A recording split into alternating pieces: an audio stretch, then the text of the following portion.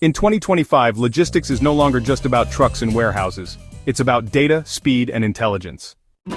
If you're not using AI to run your supply chain, you're already falling behind. Amazon uses 520,000 robots. UPS saves 10 million gallons of fuel with AI. Maersk predicts failures 3 weeks early, saving over $300 million. AI reduces errors, boosts on-time rates, and slashes delivery costs.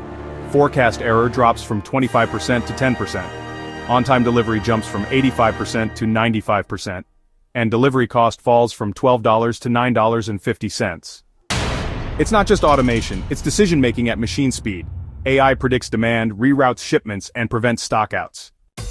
Whether you run global freight or local distribution, AI makes your supply chain faster, leaner, and honestly, just a whole lot smarter. Here's how to get started. Pick one use case, routing, demand, or inventory.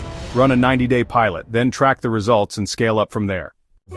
Need help finding your AI advantage?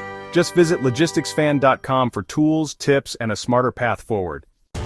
The future of logistics is AI-powered. The only question is, are you ready for it? AI is your edge in 2025. Will you lead or fall behind?